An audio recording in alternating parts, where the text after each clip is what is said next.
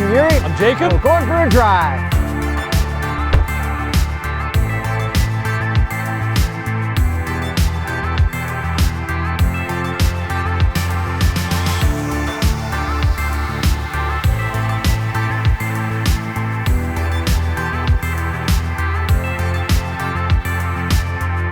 '20 Alfa Romeo Stelvio Ti Nero Edizione without launch control. It's a lot of brake torque. Oh my god.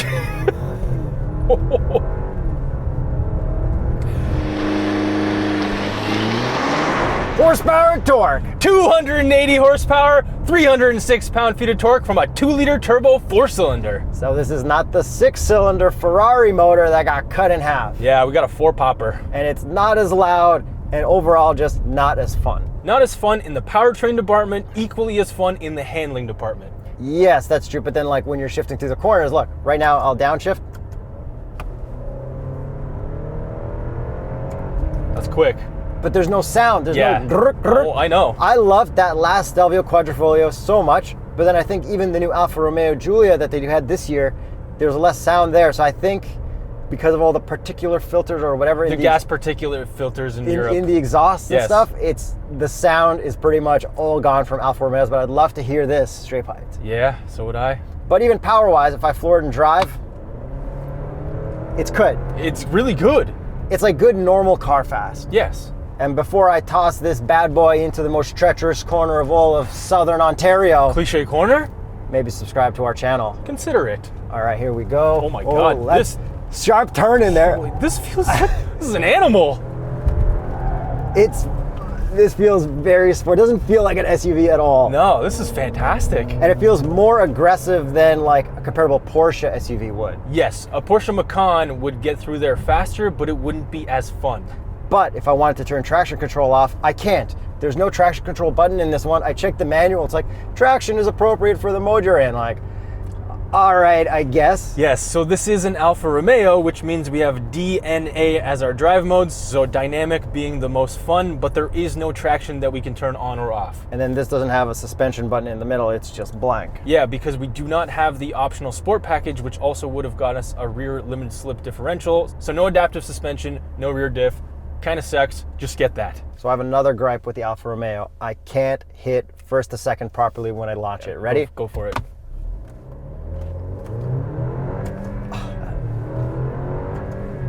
Yeah. Okay, so I have the exact same problem, and it's only in first to second, and I think what's happening is that the gearing is so short in first to second that you don't have enough time to react before the transmission also has a little bit of a delay there. Yeah, it's kind of like the Jeep Trackhawk, which is also an FCA product. Yeah, but that was more gauge lag because these are analog gauges, so you can't really blame it on the gauges. And there's no shift light in this, like Yes. the Stelvio Quadrifoglio had. That's right. So pretty much using the paddles is ruined in this as well for me. And I know I'm going to bring this back to the Quadrifoglio, which is faster and way more expensive. But everything I loved about that, the sound and shifting, I don't get in this. See, I totally disagree with you on the paddles, but yes, the sound and shifting with everything else. Yeah, first to the second, I would never use that. After that, I would happily use the paddles in this.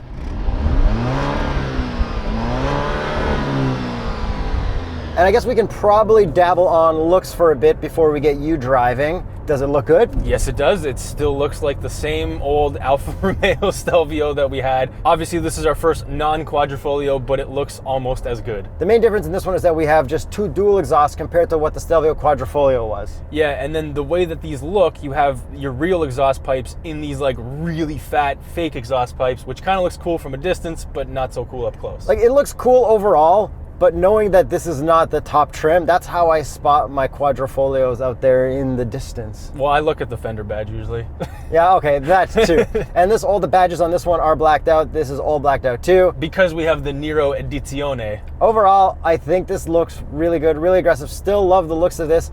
more than I like the looks of a comparable Macan. Yes, looks-wise, this still looks fantastic. And these wheels also look pretty good, but I would actually just option the Quadrifoglio style wheels. I mean, you should probably just option out the Quadrifoglio. Yeah, you probably should. As far as I'm concerned, work harder. And these calipers also look really good. Yeah, it says Alfa Romeo, and the Continental recommended tire is actually on this right now. Yeah, that would be the Cross Contact LX Sport. And then this isn't really looks, but it's the door handle.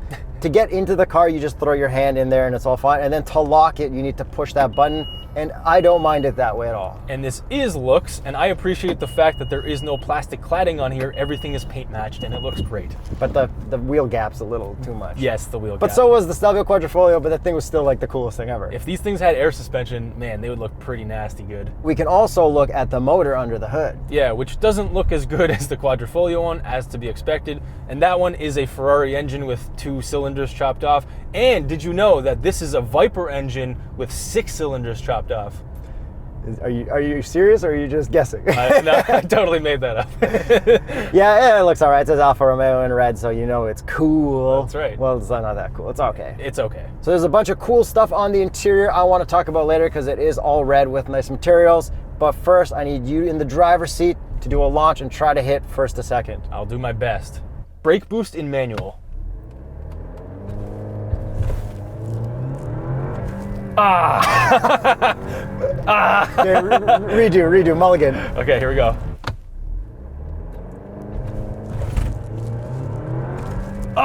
You can't do it. But I'll get the next one, yeah. If I shift it like 4,500. That's what I'm saying. I know. Like, it takes all the fun out of like the coolest paddles because these are column mounted. Yes, and they are aluminum and they do feel fantastic to use, which is why I love them. Does the wheel feel fantastic in your hand? Yeah, it's nice and light, and the actual thickness feels like it wants to be sent. But isn't the Quadrifoglio's got a red engine start button? Yes, it does. Yeah. Well, you pay for all those extra things because the Quadrifoglio is so much more expensive than this. And this is all-wheel drive, so we've been getting consistent sends. And this can do 0 to 60 in about 5.5 seconds, which is very respectable. Yeah, it feels that way, but it doesn't feel exciting. Yeah, but it's not like slow by any stretch. No, like, it's not slow. It's good, normal people fast, but like they have such an amazing version of this that like getting to this is just like Okay, time to send it into cliche corner with these amazing paddles. And yeah, dude, the turn and response is incredible. Like the second you even think about turning in, it's already doing it. Like there's not that much body roll. It's fairly stiff, but it's still comfortable. And man,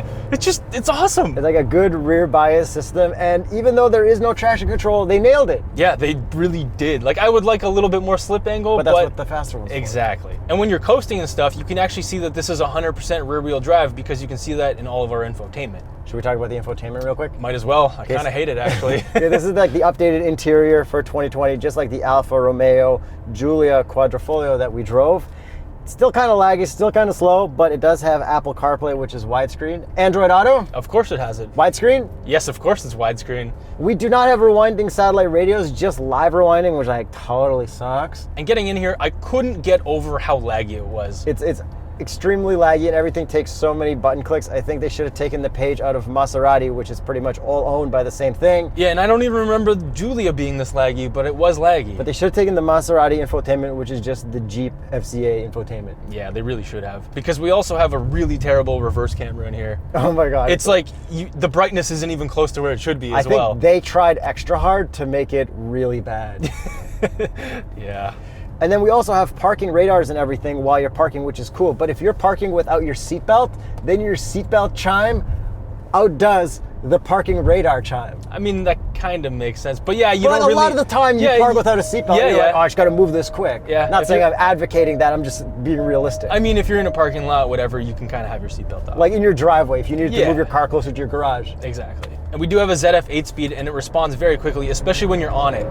Like, those shifts are so quick. But like, hey, when you're not on it, like downshift, like look how slow everything takes. And it's like, no, that's good. It's just a little slow. I have no issues with the transmission at all. I want it faster. Yeah, you want the engine faster, not the transmission. There's no problem with this transmission. I want it all faster. Yeah. But the gauge cluster is nice and responsive. We've got all the digits that show in the speedo, so you'll go like 75, 76, 77, 78, 79, doesn't skip anything. And I still like these analog gauges, like they are simple. And then in the middle, we click this menu button, which was hard to find, and we can get all our trip and stuff, and our radar cruise settings, which is amazing. It's just like in the other Alfa Romeo and in the Maseratis.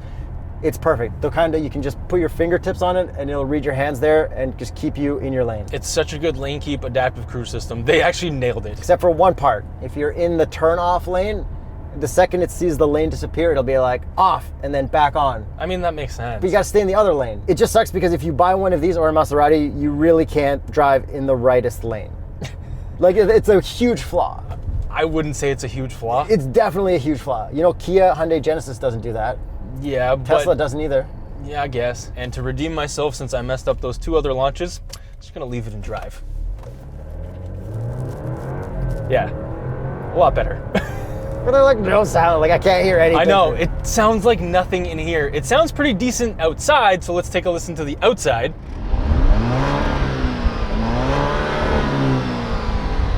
But in here, there's nothing. It's just air. That's it. Every shift is just that. So continuing on with this interior, these seats are some of the most comfortable seats that I have sat in. The bolsters are perfect for my body type for some reason. Yeah, they're very nice. And then we've got really cushy headrests. We've got a logo on the headrest. The materials are nice. The color is amazing. And all the materials in here and the color choices are perfect. Yeah, I am a sucker for red interiors, and not having carbon fiber and having this crazy cool aluminum black pattern looks really nice. Yeah, I definitely like this more than seeing carbon fiber, because there was like a period where we drove like 13 cars in a row that had carbon fiber inside. It's like, okay, come on, guys. I mean, we're a little spoiled, but yeah. I like carbon fiber. I'm not going to complain about it, but this is a nice change. Yeah, and even the plastic matches the soft touch very well. And then we do have a tiny bit of gloss black around the shifter, but overall, very, very good. Minimal gloss black. Oh, and then we got this rotary wheel here that helps control this if you don't want to use it as a touchscreen too. And we've got this volume knob, which is also a tuning knob. Like, feel that volume knob. Turn to the left. Yeah. Isn't that not one of the nicest feeling volume knobs ever? Very good. Okay, and then we have a wireless charger here, which is cool, but if you don't put your phone there correctly or put something else there, you're constantly going to get a notification screen on the infotainment. So it's like, not in the charger correctly. Like, yeah. I don't care. Even if it moves, if you like took Cliche Corner or something like that, and then it keeps telling you, but it's cool to have that. Yeah. So. Okay, and then below the infotainment, we've got normal stuff for your climate, and I can't complain about that at all. And how about our cup holders? They look a little deep. Yeah, it's too deep for a small, but perfect for a medium. So that's a fail, I guess. Yeah. Visors. FCA, it's gonna pass. 3, 2, 1. Oh yeah, no problem. Full pass. Okay, then how about the box test? 1, 2, 3, 4, 5, 6, 7, 8, 9, 10, 11, and 12. Our new box test member, Patrick B. Let's close that trunk. Sorry, Andy, we have more boxes than room right now. Surprisingly, so much room. I think this is the perfect shape for boxes. It's like optimized. I don't remember what we did in the Quadrifoglio, but if it was less than that, then we screwed that one up. Yeah, this is great. And we actually have 2 privacy covers back there, like one attached to the tailgate and one there in the back. And there's a ton of room behind the second row. How about in the second row? It's actually just enough room for myself, like just enough at 6'1.5". And what's cool is you can fold down the seats from the very back in the trunk and from the back row if you look down here at the bottom. And those seats are also heated in the back, which is really nice. And we have heated seats and a heated steering wheel up front, which is always really nice, especially with winter coming up soon. Get your winter tires on soon, everybody. Don't get stuck without them. So I feel like that's pretty much it with the Alfa Romeo Stelvio non-Quadrifoglio. I think we should get to the price. It starts at $56,545 Canadian. And tacked on with a bunch of options, this one is $70,535. Okay, kind of a lot for a 4-cylinder. Yes. But it is a fancy brand. Yeah, and all of the comparable vehicles that this would compare to, such as the BMW X3, the Mercedes GLC, they all rock 4 cylinders, some of them being 6s. Okay, GLC 43, I think I would take over this. Yeah, I would as well. I would take this over a comparable BMW. I would probably still take the BMW. And I would take this over a comparable Audi SUV. Yeah, and I would as well, but I think the Audi does a lot of stuff better, but this is just way more exciting to drive than a lot of those other cars. If you care about handling, I think this is the best one. I think this vehicle is perfect for if you want the Alfa Romeo look, you need the SUV, you're not going to be speeding because it's not that fast, but it's got perfect lane keep. But it's also faster than the comparable base trims of all of the competitors. But if you step up to the 43s and stuff like that, then it's pretty close. Yeah, and if you're not going to use your paddles. I think you can still use your paddles with this car. But why? You can't hear any grr, grr. Yeah, but it's still fun to shift. Like, And not from first to second. extra torque.